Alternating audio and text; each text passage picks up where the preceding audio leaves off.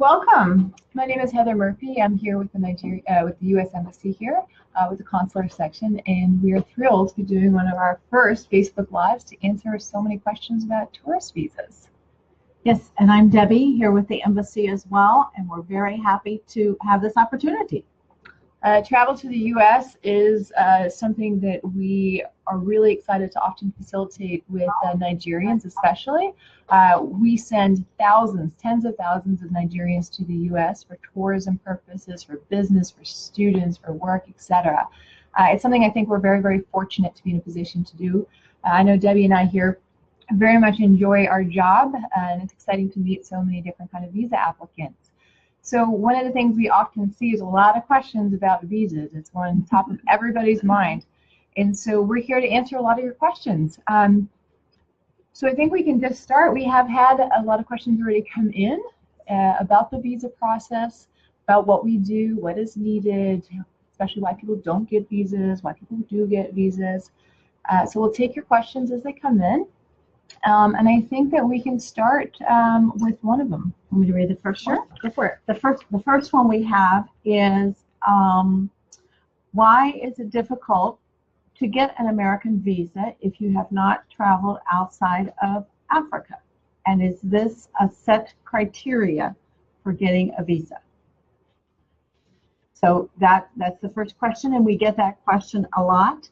And no, that's not a set criteria for receiving a visa to have traveled elsewhere. The primary criteria for receiving a tourist or a business visa is that the person needs to demonstrate that they will come home after they use the visa. So that they have a residence here in Nigeria that they will return to. Yeah, and travel, of course, is something that we certainly look at as the overall application. When you're looking for a tourist visa, we have people all the time who travel to the U.S. and it might be their first trip overseas. Mm-hmm. Lots of people travel within Africa. When we're looking at visa applications as a whole, as Debbie said, we're looking at your ties to Nigeria. Strong travelers often demonstrate stronger ties to Nigeria as well, but it's not a requirement. And I know that people often think it is, and we don't have that. If you have travel, we'd love to see it. We don't require you to bring in old passports, but if you have them, we certainly like to look and see what you've been doing in the past. Where else have you gone? It helps paint a picture of the overall application. That is something we do like. Mm-hmm. Mm-hmm. That's a very good point. Another question that we get a lot is about the refund if one is not given a visa. People often say, well, I didn't get a visa, I want my money back. And unfortunately, that's not something that we can do. Yeah, this is something that comes up all the time. You're not paying for the visa. What you are paying for in that application fee is all the time it takes for every single person to help facilitate that interview. That is helping pay the salaries for the people that help escort you through security and on up to our visa interview window.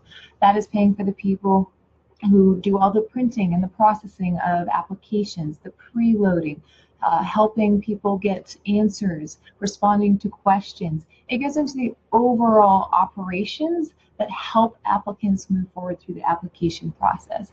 It is a wonderful thing when we are able to grant visas, and unfortunately, it's not if you get them, you get a refund. It goes into everything. You're paying for your case to be looked at, not the actual end result with that. I understand that it is sometimes challenging, but do know that it is going into a very solid area.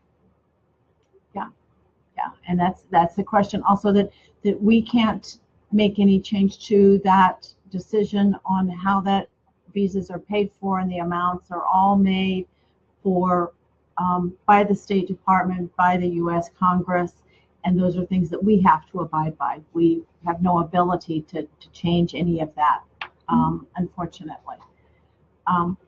So let's see. The visa, lots of questions about the visa lottery and people who want to apply for the visa lottery and why that's not possible anymore. Yeah, the visa lottery, I think, is a wonderful opportunity that really demonstrates a lot of what makes the U.S. diverse.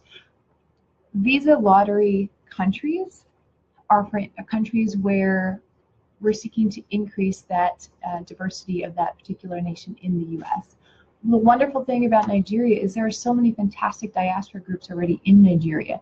And when we reach a certain level of Nigerian nationals in Nigeria, there is no need to encourage more diversity through that process. There are other countries that have significantly fewer individuals traveling to the U.S. for immigration purposes. Nigeria has done a wonderful job in creating these communities and integrating Nigerian culture with American culture in there. And there is no need for that diversity of visa already there. And that is one of the reasons that that process has shut. Right. So let's see, another question that someone who has a valid American visa and wants to now apply for their wife or their children, their family, to get visas as well. And oftentimes we see families wanting to take their children. Maybe the husband has traveled for business and now wants to take his wife and children, say, to Disney. Mm-hmm. Or to New York City. A lot of people want to go to New York City and see the Statue of Liberty. And so it's not a guarantee just because one family member has a visa that everyone else will get it.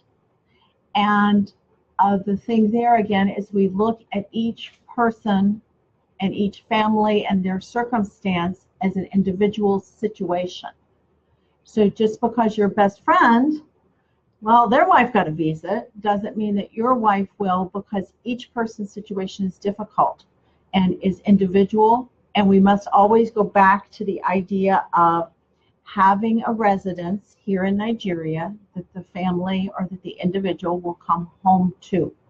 And so that's there's not a blanket answer that says, yes, Heather has a visa, so I get one. Mm-hmm. It's not a blanket answer. Yeah, and the specific question, what do you do to get your family member a visa?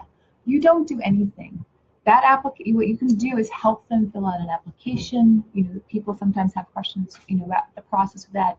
You've obviously gone through it. You know some of the steps. You know how to move forward with the fee process, etc.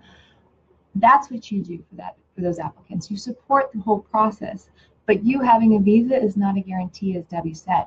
But there is absolutely no reason why you cannot apply and have your family travel with you for a particular purpose or a vacation or anything like that.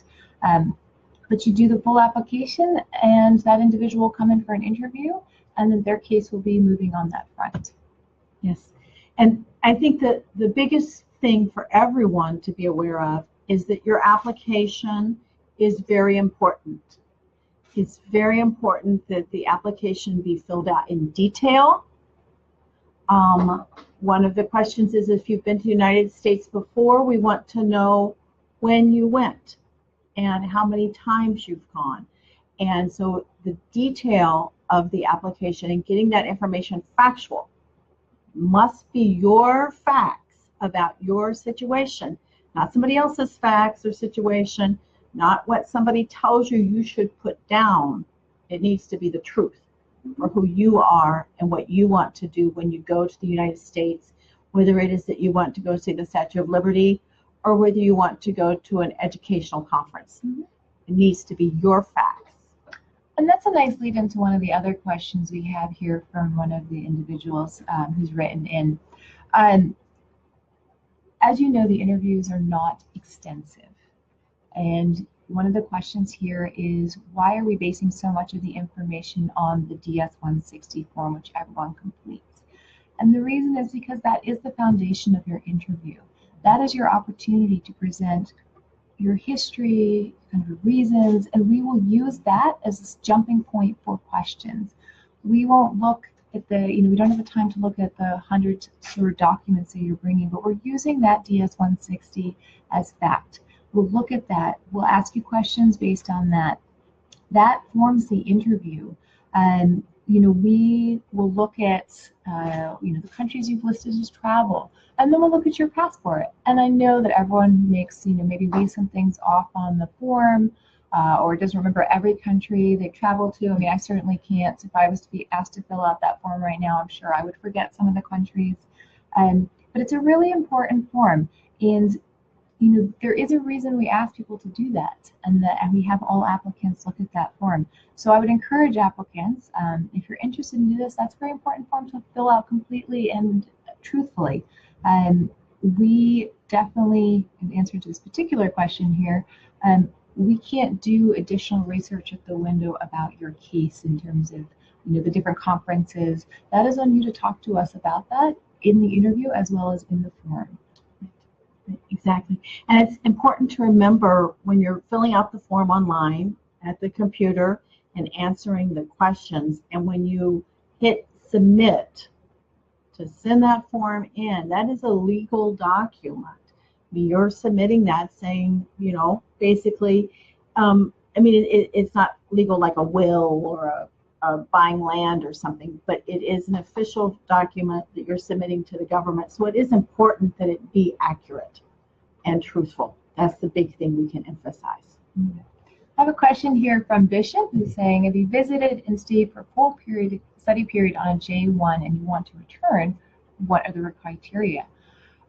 J visas are really interesting, and we do send a lot of applicants, a lot of Nigerians to the U.S. on J visas. I think personally for me, there are really exciting programs that happen on J visas. We do some incredible work with Nigerians, nationals who go over to us on Js. There's the visitor exchange programs, there's student exchange programs, there's research opportunities and things like that. J visas also have some criteria. One of them is a 2-year rule, and that means once you've completed the 2-year exemption, you in order to come back as a tourist or in another visa class or things like that, there is a time period in which you need to wait. There are certain exemptions from those rules depending on the type of programs, and I would encourage applicants who are looking specifically at the J1 visas and have those particular questions to look also at our website. In our Travel Docs website, it lists the criteria for different J programs. If your program falls under the exemption from the 2-year requirement, then you have a different process to follow. And if your program follows within the 2 years and is tied to that, then when you complete that period of time, you do need to wait in order to come back as a tourist thing. And the reason that is because with J programs as well as with F programs, F visas, but specifically with Js, we are sending people to the US to build skill sets that they then take back to Nigeria to really enhance their communities, their work. We are investing in Nigeria's future through that program. We want people coming back here, taking those skill sets, taking the important research that was being further developed in the U.S. and bringing back and implementing that in Nigeria. And that is one of the reasons we have that kind of wait criteria. We want you back here to be investing in what is a really incredibly important kind of work in this country. And that is, I think, is a really important one. And it's not just Nigeria. We have obviously that responsibility and that rule globally. But that is the reason. We are using that to invest back in Nigeria and Nigerian people and the youth. The population here just has so much. And when we give those opportunities through J visas, when you do that important work in the U.S., we want you back here to be really, really working here. I think it's not a huge long period of time. And I know sometimes when people go on J programs, they fall in love and they want to go back and see their friends and they want to go back and see the alumni. 2 years is not that long a period of time to wait if you fulfill the requirements, and you do need to abide by that. But it's pretty exciting, and we understand why sometimes that frustration is there, but I hope that you will understand also why it is there and how vitally important it is that people are coming back to share that knowledge and skill sets with others. Right. And again, when that is a requirement of the program, there's nothing that we can do as officers to override that requirement. It's set. Mm-hmm. And that's something to remember. It's not anything personal. It's not anything that you've done wrong or that anyone's done wrong. It is the requirement. And so that is something that must be met. Mm-hmm. And another question that we get and oftentimes get here is, why are people not told why they might be refused for a visa? And I think it's important to note that every applicant is given a written response as well as the response from the officer about it. And that written response, does state that the requirements for a visa are ties to Nigeria, as we've said before, and that can't be overemphasized, and then gives the idea that ties can be demonstrated through your professional work, where you work and how long you've worked, your school, your family, your connections to the community, and that is sort of detailed in the written response that comes back. That those are the criteria that are used and that are important. Does that seem clear? Is that pretty clear, Heather? Yeah, and I think just to kind of add on to that, we can't give you, legally, we cannot give you the exact reasons why you would have a visa refusal. And that's because there's some, there's so many different processes, and we don't want to guide applicants in the wrong direction. We look at the totality of the case, we look at all the circumstances, and then we make a decision from there. Jared's got a question here that I think I'm really excited to answer. And I love this kind of question because we don't often get this question. What do you enjoy most about your job? I really like being here. I think Nigeria is a phenomenal country, rich, vibrant, fun. I have met so many incredible people. And one of the things that I love about the job that I do here is the diversity of the people that you meet on a day-to-day basis. Every single day, I meet 100 Nigerians. And that interaction may be very limited, but I hope that it is always done with a positive takeaway. Even though the results may not be what applicants are looking for, we pride ourselves and strive to always be as courteous and pleasant, and sometimes it can get challenging, and we understand that, but our goal is to always leave that interaction positively. Not many people get to be in the role that we get to be in, where we see and meet so many people in a country. It's a very privileged role to be there, and it's something we take very seriously. And it's fun. It can be really fun. You meet so many people from all over Nigeria that you just would never in any other job have the opportunity to meet. And it's wonderful when you get to meet students who are talking about fantastic dreams, and you're able to facilitate that travel, or be a part of some of the major business networking events that are happening in the U.S. and knowing that you're supporting those linkages between Nigeria and the U.S. And it's fun. I like it. I like the interactions we have with people. It's overall just the personal contact is, I think, what I enjoy most about it. Debbie? Yeah, I would agree with all of that. And I would also say certainly that Nigeria is known as a kind of a fashion capital, fashion world, unique fashion and styles, and Nigerians are very proud of that. And so it's really nice. It's a nice part of our job, I think, every day when we see people coming in, expressing their individuality, expressing their African heritage, wearing, you can come in blue jeans and t-shirts for an interview, and it doesn't make any difference to what the decision is, because the decision is about the facts.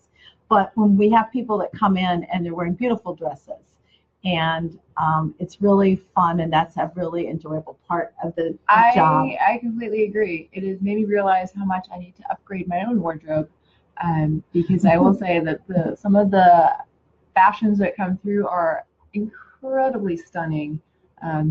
We enjoy seeing that. That's definitely that's nice to see versus a plain blue American business suit with a white blouse. There are definitely some bonuses on that. Yeah, that's it. But we enjoy that, meeting all the people and hearing what people want to do, why they want to do it, what their hopes and dreams for the future are. Those are all things I think that make this job really very enjoyable. So Monica's got a question about a visa that has been expired for 2 years now. How do I go about? I assume you're talking about getting a new one. So what we do have is applicants who are eligible for interview waiver. However, that is with 12 months since the expiration of your last visa. So if it has been expired for 2 years now, you do need to make a new appointment and come in as an applicant. We have that happen all the time. Plenty of applicants coming in who had past travel to the US and their visa has been expired for more than 12 months. It used to be that you could qualify for interview waiver within a 24 months period after the visa expired. That has since dropped down to 12. You do it as a normal process. You go through the usual systems for that. It's pretty straightforward. And yeah, it's a short answer to that one. Right, right, exactly. And an application is not viewed any differently if it's 2 years or 5 years.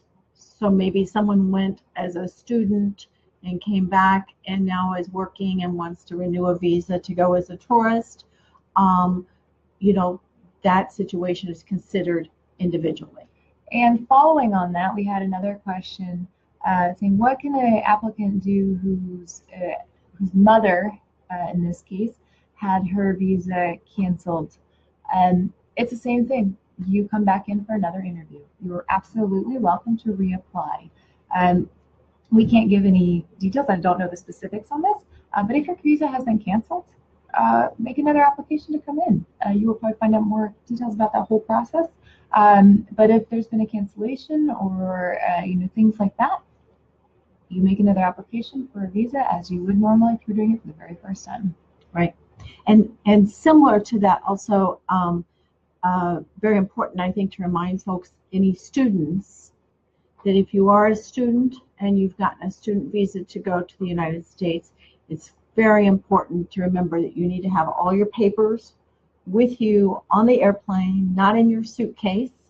That if you're a student and you're going, you need your I-20 form, you need to have your papers with you so that when you get off the airplane and go through customs, you can answer their questions and provide them the information that you need. We often hear back where people had problems because their I-20 form was in their suitcase. And we do try to remind students of that and use this opportunity as well to remind you to have your papers with you. And that's really very true for any traveler. If you're going to a conference, it's helpful to have your papers when you get off the plane that show what conference you're going to, so that when customs people ask those questions, you can document it for them and reassure them that you're going for a proper purpose of travel. So this is a kind of tangent to leads, and I'm reading questions here as they come in.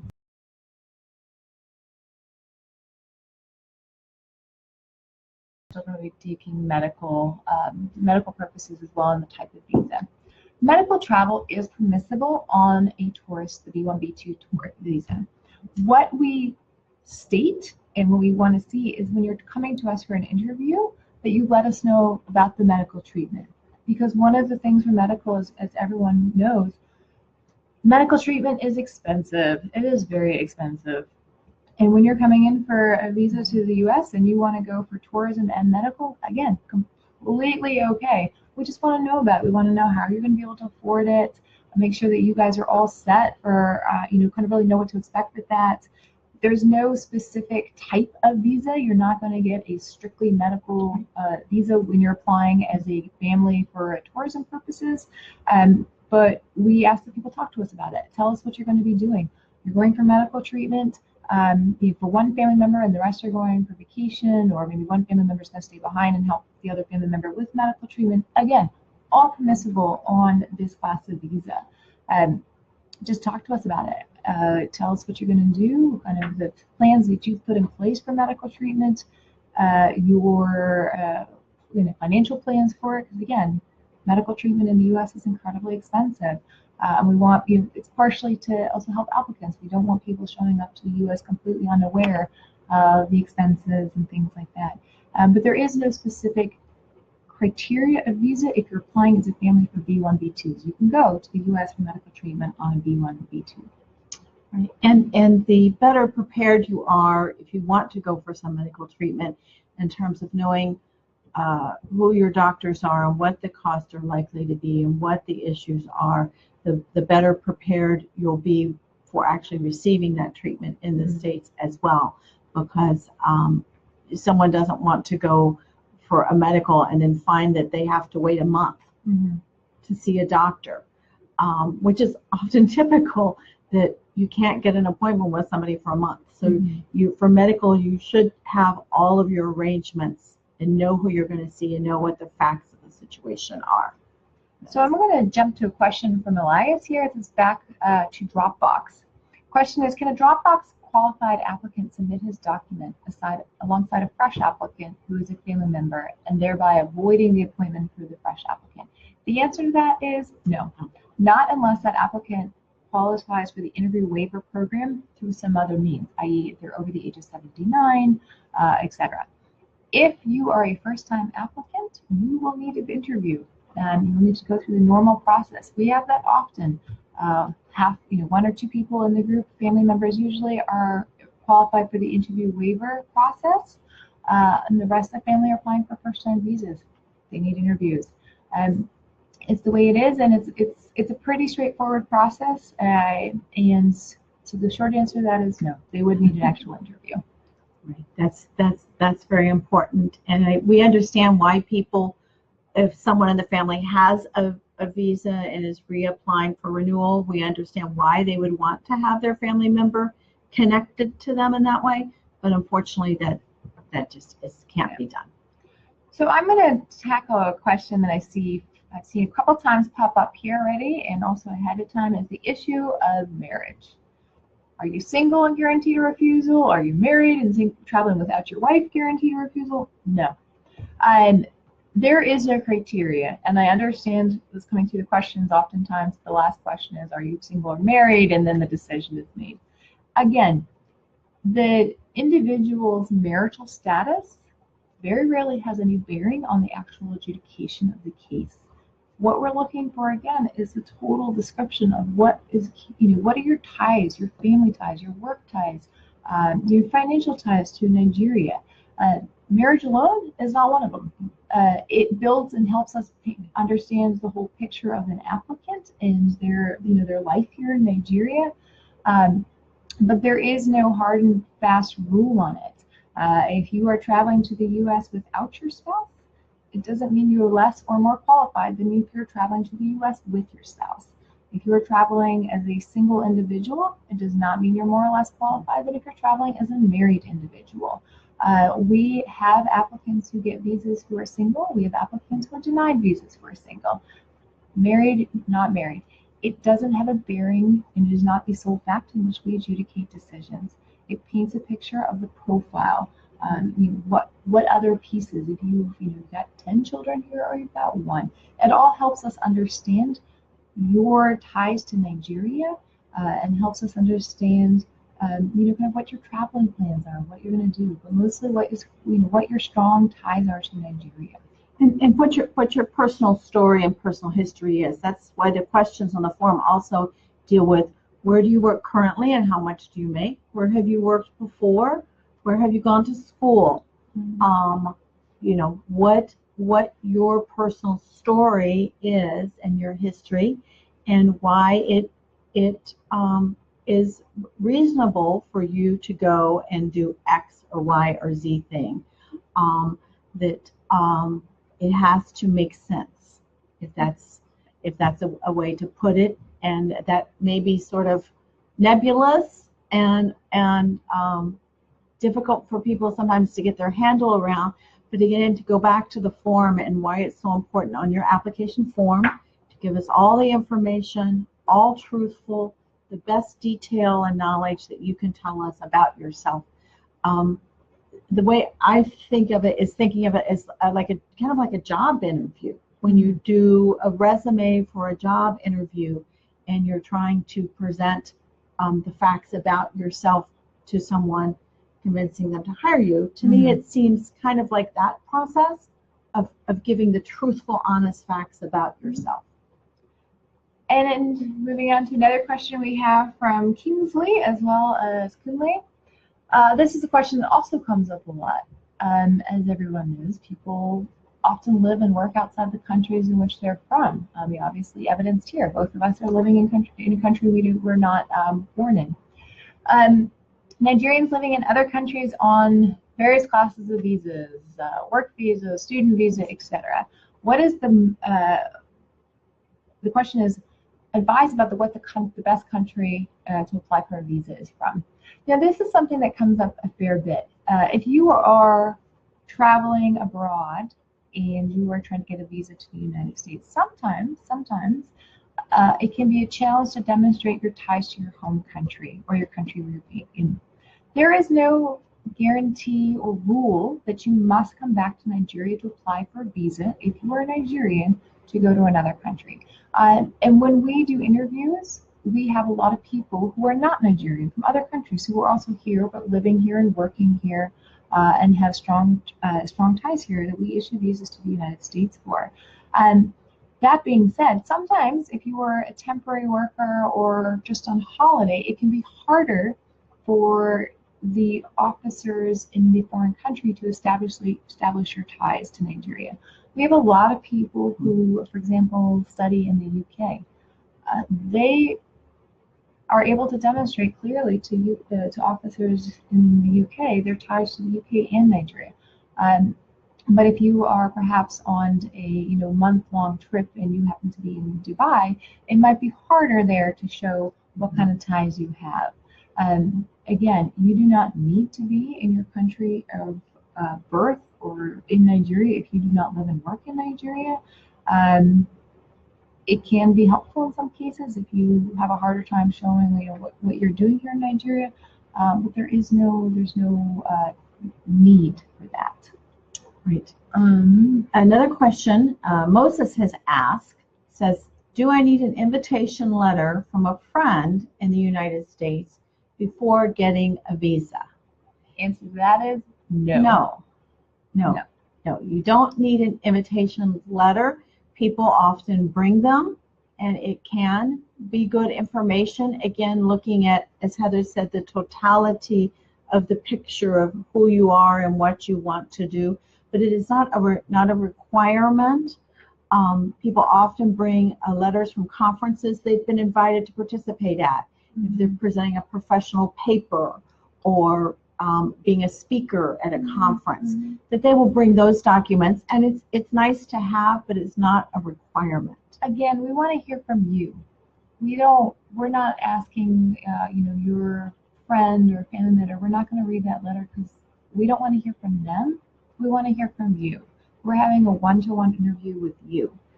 We want you to talk about it, and letters, invitations, they're not required and they don't factor in super heavily in these kinds of interviews. We're talking to you and your story and your situation and your ties and your work here, your family here, all of that it's a very individual focused interview. And so short answer, you don't need it. No, we don't need it. No, you don't need it. And another question, same way, can a person who has disabilities apply for a visa to the United States? And the short answer again to that is yes, certainly a person with disabilities can apply for a visa. And again, we need to know the totality of their situation, what they're planning to do in the United States, and what their ties are to Nigeria, again, just like anybody else.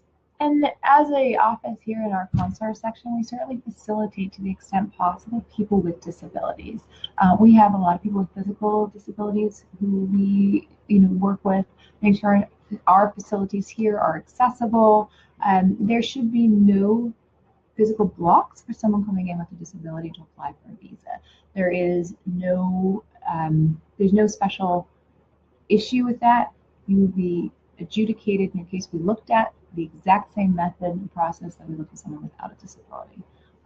We really work to make sure that we have a space that's welcoming for people from all backgrounds, with all kinds of challenges or not, and you'll be the same. So we do absolutely everything we can to make sure that process is also facilitated. Right. If someone's in a wheelchair or has to walk with a cane or something, the greeters and the staff try to do their very best to make them comfortable and make the process as smooth as possible for someone with a disability. Mm-hmm. Okay, here's a question. When someone got denied last Thursday with his wife without reasoning, when is it good to reapply and what's a chance to get a visa? So one of the things we do recommend to applicants is you are able to reapply as often as you wish. There is no bar for whether or not you can reapply, etc. But what we do strongly suggest is when people come in multiple times and you've only waited a couple days between your applications, your story's not changing. Your ties aren't having a chance to really get developed more, things like that. We say to people when you come in, give yourself some time to really think about what is the major change that has maybe happened or something that demonstrates stronger ties. Again, you are welcome, and everyone is welcome to apply to as many as often as you want. But we do say take some time to really figure out if your application is exactly the same, are you going to get the same result? We can't say that, we don't know. But we do say applicants work on those ties. There's no set time frame. There's no particular guidance on this, so that's There's no prohibition that says if you apply you have to wait 6 months to apply again or anything like that. Mm-hmm. But to go back to your professional, work, school, family ties to Nigeria that demonstrate who you are. Mm-hmm. And that's so very important that the application accurately reflect the facts of who you are, whether you've applied the first time or whether you've renewed for 2 or 3 times and are reapplying again. That application needs to demonstrate the facts of who you are, professional, work, family, cultural ties to your home country where you're a citizen. Mm-hmm. Mm-hmm. Let's see, we also have a question here about how long does administrative processing take? And that question is as long as it takes, because again, each case is very different and is very individual.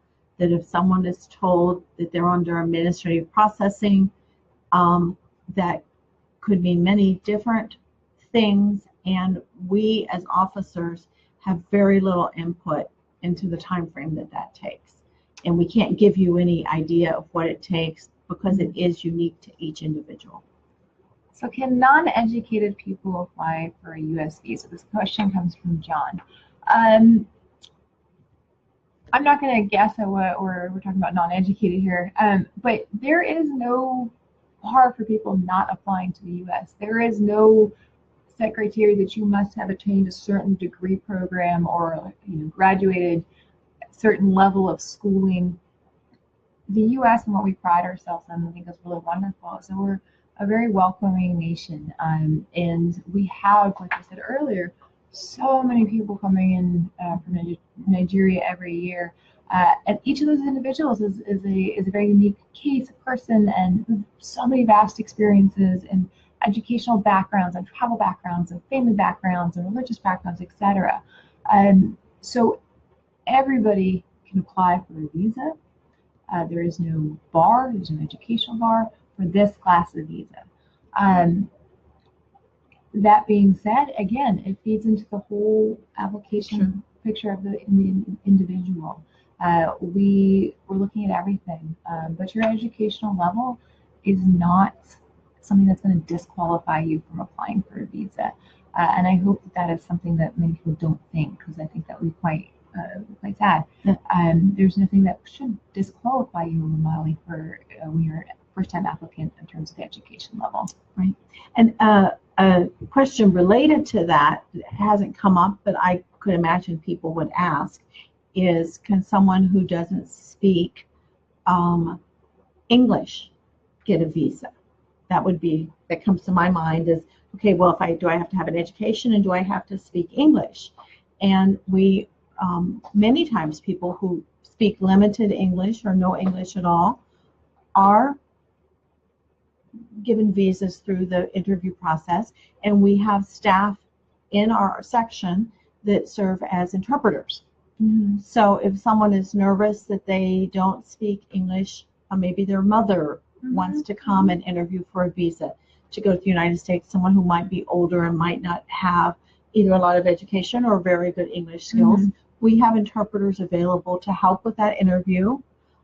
They're very well trained in both English and the other language, and we're happy to have people, if they say, I need another language, to get an interpreter to come and help us interview you, to make sure that it's fair and that you're comfortable answering the questions the best way possible, because that's important, I think. Yeah, absolutely. We definitely pride ourselves in having a really wonderful team here, both American officers as well as the local staff, and we rely heavily on a lot of the local staff knowledge of languages, and we are pretty much always able to facilitate a language that's coming into the office.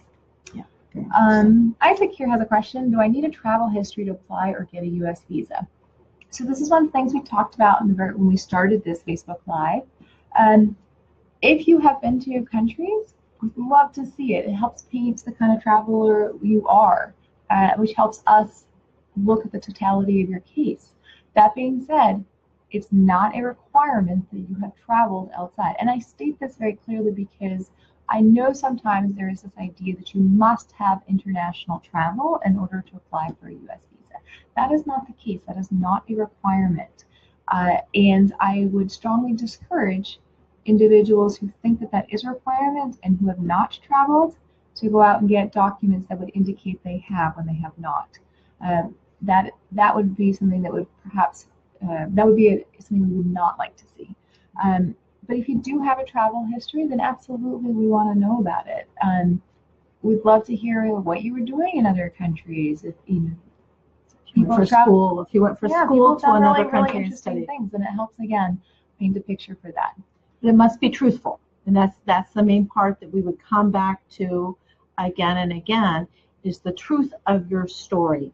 That if you went to school someplace, if you went to business and had business in China, India, South Africa, wherever it might be, or you went to school in any of those places, yes, that becomes part of the application and part of the history, but it needs to be truthful. And if it is not truthful, then that's a problem. So Maisie here has a question that I think is something that often comes up, and it's certainly something we see. Does being pregnant affect one's chances of getting a visa? The answer to that, again, is no. Where this has challenges potentially is being pregnant, especially if you want to go to the U.S. to deliver, is, again, perfectly permissible on a visa. That is a reason you can travel to the U.S. for medical treatment, as we mentioned earlier. We just want to know about it. Where it happens, whereas when we want applicants to be comfortable and tell us the truth about these kinds of situations. If you're pregnant and you're going on vacation, that's fine. But we would want to know, are you going to think later down the line, would you like to deliver in the United States? And that kind of opens up the avenue. You're going to be having medical treatment in the U.S. As I mentioned earlier, we want to know this. We want to talk to you about your plans, make sure that you have something solid and concrete in place. And that's also for applicants' protection, so that you know and have a reasonable expectation of what you're going to be expecting in the U.S. So it doesn't impact whether or not you're going to get a visa, but not sharing, your intention for medical treatment, that might later impact visas. So we definitely want to know this stuff ahead of time, but again, totally permissible. We have another interesting question from Michael. How long does a visa waiver Dropbox application take to be processed? And again, we're doing this Facebook Live, so we're not reviewing those applications right now. And our staff works very hard to get those applications processed in a timely manner, as quickly and as efficiently as possible.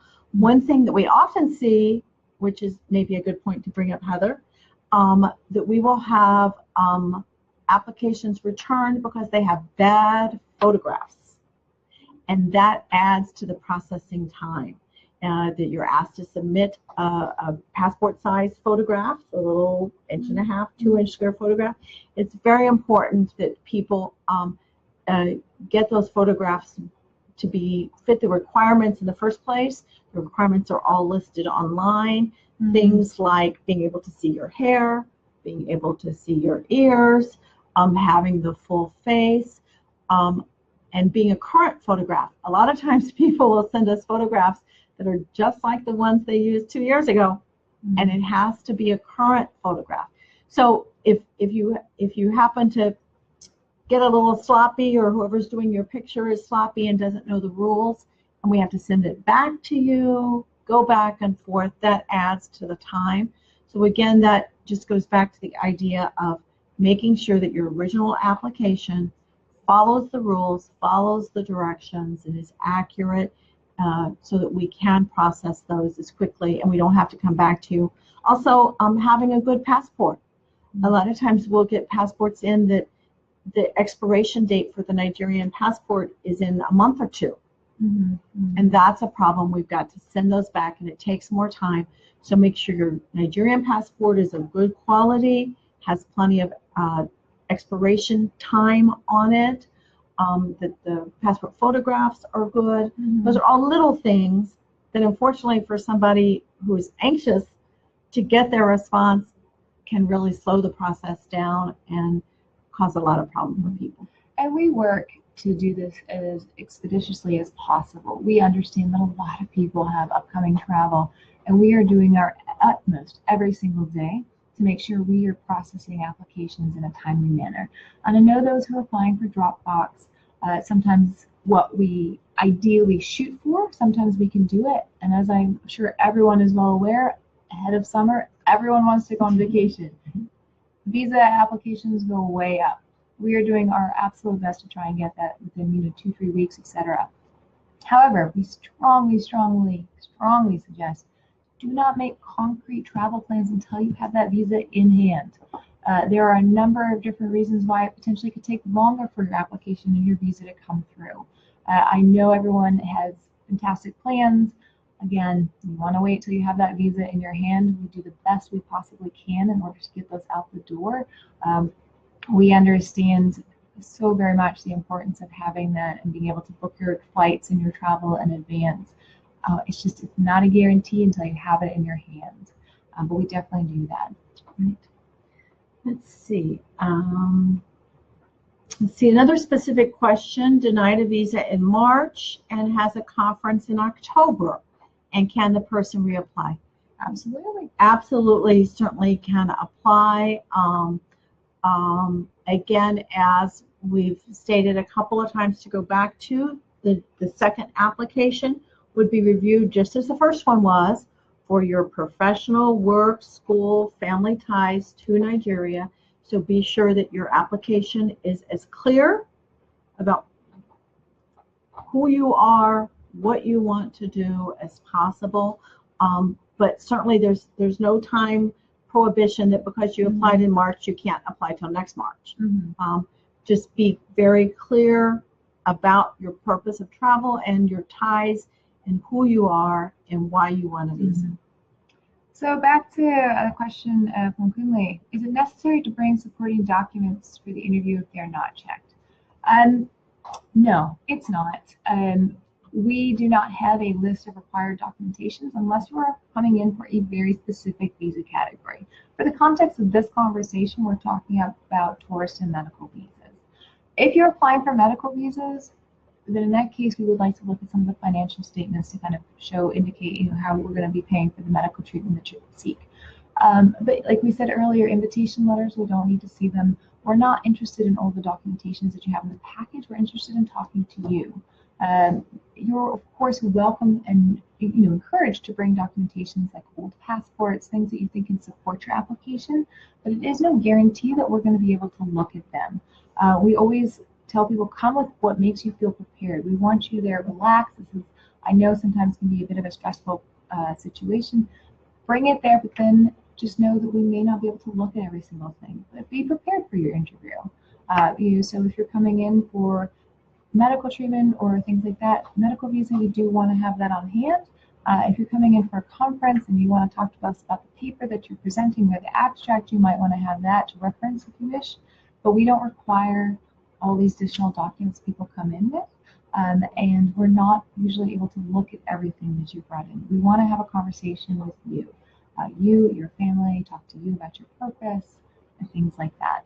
So it's not required. You're welcome to bring them again.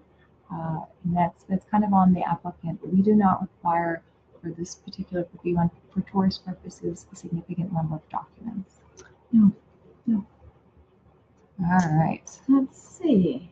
One of the question we often get is where, if you your visa is approved, where do you pick up your passport with the visa in it afterwards?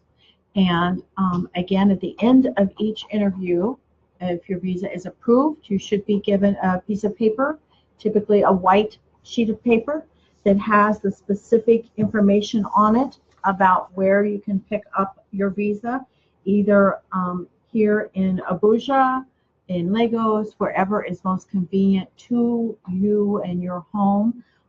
There's a call center phone number, there's an email number on that piece of paper.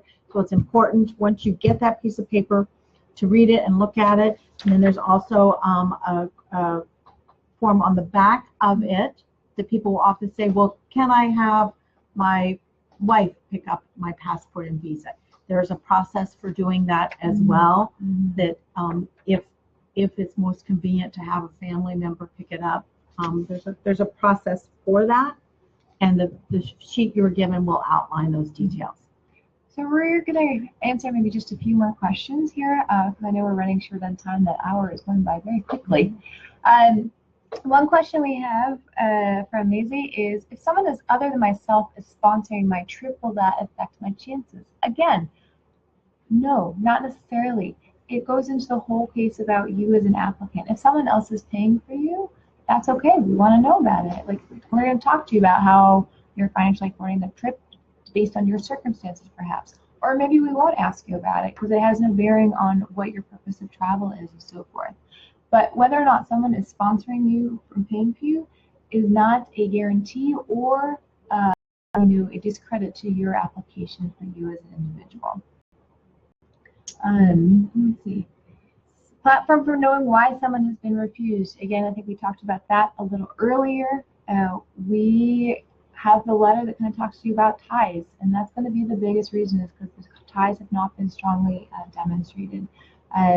Everyone is given a piece of paper, and I understand that can be very frustrating not to know the exact reason, but there very rarely is one particular. And again, it goes into the totality of you as the applicant and the conversation that we are having. Let's see. And again, more questions about families getting visas. And again, each member of the family is considered based upon their circumstance and situation and what they present in their application. And family stories are often different. One family member went to college in one place, one went to college in another, one has traveled for business, one has not. Those stories are very different, and it's not a generic response in that sense, that it is the story of the individual. And my husband's story for getting a visa someplace is very different from mine. And so it's not a blanket response there to that family question. It really has to be, make sure the applications are filled out accurately and truthfully for every member of the family. So I'm going to take another question about birth, because I know that this is something that comes up every time we do any kind of these events. The question from Eki is, please kindly advise me on what to do about giving birth in the U.S. Again, going for birth treatment and medical treatment in the U.S. is totally permissible. What we ask is that people are upfront about those intentions and credibly talk to us about how you're going to be affording medical treatment in the U.S., because we all know it's incredibly expensive. Also, what kind of plans have you made? How did you find your hospital? We want we want to facilitate that kind of travel, legitimate travel, but we also want people to have a really concrete plan of how they're going to be doing that in the U.S. How are they affording the medical treatment? Telling us up front. We really stress credibility with applicants. You tell us what you're doing, and we will work with it. Look at your application with that in mind. There's a lot of information out there about, is it easier to get a visa to go give birth if you don't tell them you give birth? And the answer to that is no, it is not. We want you to be telling us what you're doing in the United States. And again, birth is a legitimate form of travel. We understand that hundreds and hundreds of people want to go do that. But we ask that you come in, you're upfront and forthright about that, and then we can move forward on it. Right. One of the Facebook Live sessions that we're intending to do a bit later into the summer, spring and summer, is a session on top 10 myths about getting visas and not getting visas. Specifically, one of the things we'll do is take a lot of these questions today, and we're working on putting that together so that we can have a very clear discussion about some of these topics. And so it's very interesting for me and Heather to see what the questions are as we put that together for what the top 10 myths are, because there are a lot of myths out there and a lot of rumors and speculation about some magic way to get a visa. And I guess that's the one thing we would just emphasize as we come here to the end of our time period, is that no, there's no magic thing. It's your story, your truthful story, your ties to your home country of your citizenship of Nigeria, and how you demonstrate those to the officer during your interview and on your written application. Okay. I'm going to take this next question because it's going to be a short answer, I think. Suleiman has a question about, his fiance is an American citizen. What type of visa do I need to apply? You're looking at a K-1 visa, fiance visa, and you'll be doing that through the Lagos office.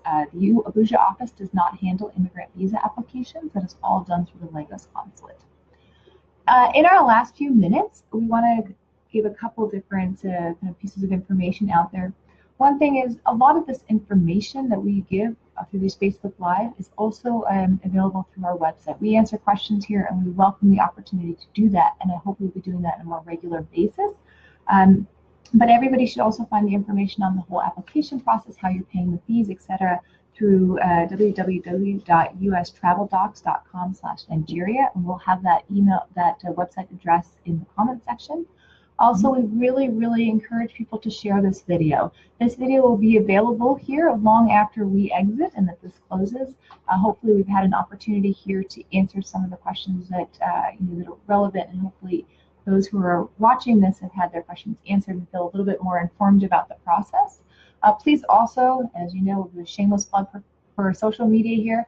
Follow us on Facebook. We love it. Twitter, Instagram. We try and post things that are fun and relevant and really showcase a lot of the fantastic work that here we do at Mission Nigeria, at the U.S. Embassy in Abuja, also with our consulate down in Lagos. And we showcase a lot of the partnerships that we have with Nigeria, some of the fantastic work that we have in the collaborations.